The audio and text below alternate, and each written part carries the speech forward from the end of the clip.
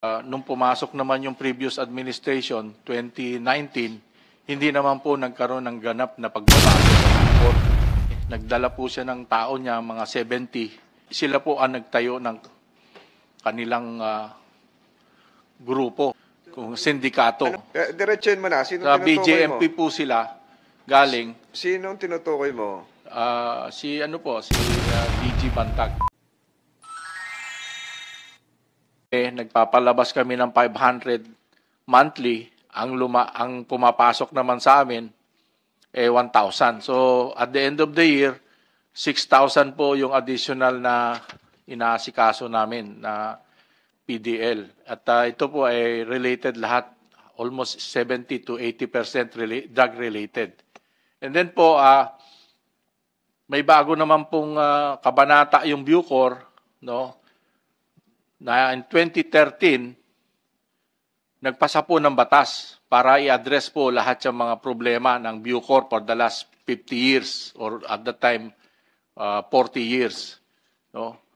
Ang problema po dito, nangyari, lalagyan po ng mga regional prison, pero wala rin naman pong naibigay na pera. Kaya ganun pa rin, umabot po rin po tayo sa 51,000. Pangalawa, nung create po itong batas na to, ang sabi doon sa batas, lahat ng pwedeng o gusto mag-uniforme, nag-uniforme. Mag-uniforme na. Kaya po, yung mga civilian dito na nakapag-college graduate, nag-apply ng trabaho, binigyan kagad po ng rango ng lieutenant colonel. At ang iba po dito, prinomote po ng general, no? Parang nag-pass lane. Pero sa military po o sa uniform personnel, ang initial rank dapat lang po, kung technical ka, kapitan. So talaga pong na-fast track lahat.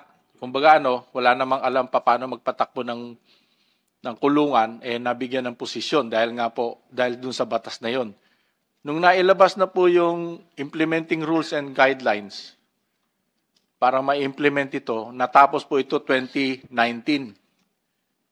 Ang problema po, yung mga nag-apply ng 2013, na sinabihan sila, within 5 years, dapat ma-comply nyo para ma-validate yung position na pinagkukuha nyo, 1,400 po ang invalidated. Kaya po, yung mga tao ng Bucor na dapat nagpapatakbo ng Bucor ngayon na may mga rango, invalidated po sila. No? Sa totoo lang po, ang nagpapatakbo ng Bucor na may rango at karapat-dapat na validated ng civil service, sasampu. 6 po dito mga technical officer at 4 lang po at talagang mga officers na mismong umahawak ng mga PDL. No, kasi yung technical officer, mga nurse, doctor, yun po. So ganun po ang minana nating problema. Bukod pa dyan, yung kultura po doon sa loob ng kulungan na hindi naman po nagbago dahil nga po walang sense of duty, no? Kanya-kanyang diskarte, no? Na dumating na po sa punto na ang pinaka-penultimate na nangyari po, yung nag-take over po ako, napatay na po si Percy Lapid dahil doon na rin po nanggagaling yung mga middleman kung sinong iutusan na para ipapatay isang tao. Naging sentro na rin po ang Bucor. Aaminin po natin yan na yung mga mismong nakakulong dahil naghahanap ang paggamit ng cellphone, sila po yung middleman din sa drugs. No, sabi nila, kung mahuli man kami, unang-una hindi sila basta-basta makakapasok sa amin dahil kontrolado ng Bucor ang pagbisita. So, pati po yun.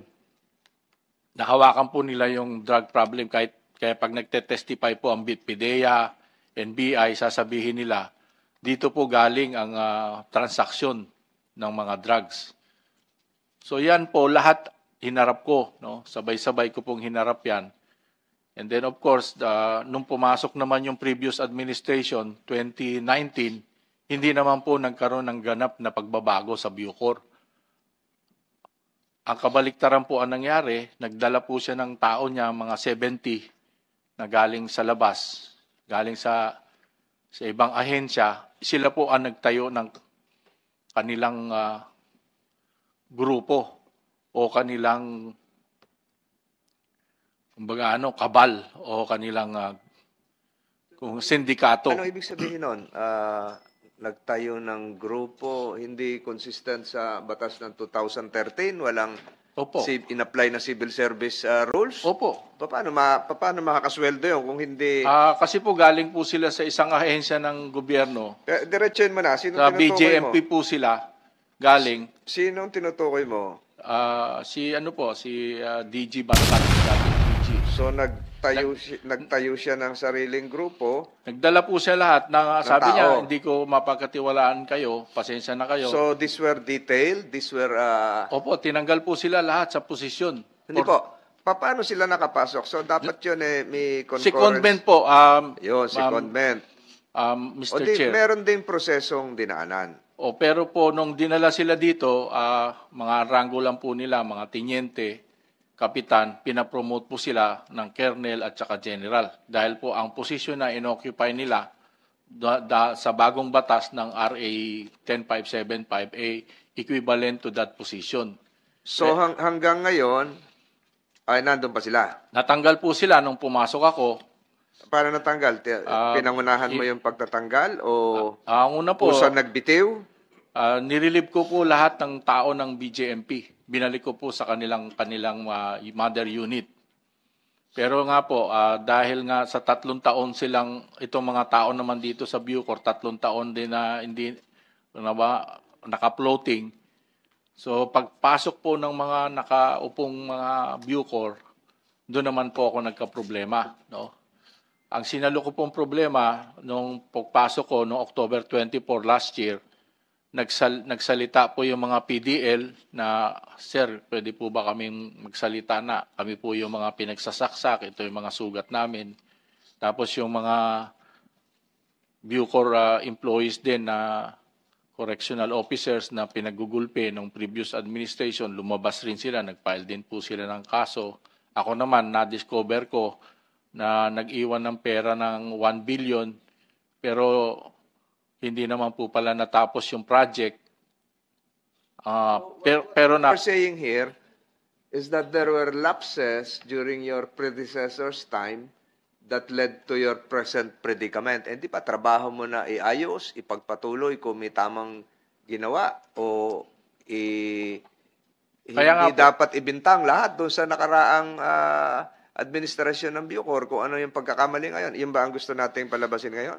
ang sinasabi ko po, Mr. Chair, hindi naman nagbibintang ako. Iyon lang po ang minana kong mga problema. Sa 50 years na nandyan ang Bucor, hindi nagpagawa ni isang kulungan na bago. Pero may sinasabi kang naiwan na 1 bilyon na sino ngayon ang magdetermine, magdedesisyon kung saan gagamitin, ipagpapatuloy mo ba? Medyo malaki-laki yung 1 bilyon. Nag-retrieve po rin ako ng Bureau of Inquiry at kaya nakapag-file po kami ng plunder case kay Bantag. Pero ngayon po, kausap namin yung mga nagpagawa niyan, mga kontratista. Sabi nila, Sir, tatapusin po namin yan kahit lugi kami. Pero Gagawin nga, at least siguro you will be aided by COA reports, Opo. audit reports, hindi naman yung basta-basta, ito mali ang ginawa mo. Kailangan to may basihan. So, ano ba yon? Ito ba yung hinukay doon na malalim? Yung ba yung 3 sinasabi pong mo? buildings po na pinagawa sa Palawan, sa Davao at saka sa Leyte. Nag-allocate po ng 300 million. Hindi po natapos. Pero nakubra na po yung almost 1 billion. Pati sa CIW at saka sa San Ramon. Nakubra na po yung pera, pero 50% lang po ang natapos na mga building. So, pag natapos ito, sabi mo, tatapusin din ng mga kontraktor, makakaalwan ba? Doon sinasabi mong 51,000 ngayon, na dapat ay 12,000 lang. Makakaalwan Mga po, PDL? Mr. Chair. Mga 5,000 po ang maililipat kung matatapos po yung mga building na yan. Hindi naman pala, kailan matatapos yon? Yung isa po, baka end of the year. So, ang pinipresent mo ngayon na reforms, ay itutuloy nyo yung mga ginawa dati. Opo, itutuloy po. Yun naman pala. So, kailan inaasahan natin na matatapos ito? Hopefully po, yung dalawang building matatapos this year, pero yung isang building po talaga yung kontratista, wala nang talagang kakayahan. Leyte and Palawan. Palawan at Davao po, Davao, Mr. in Chair. Leyte hindi na matatapos. Hindi na po kasi wala talaga pong pera na may lalabas yung So at least contractor. 2/3 matatapos. Go ahead.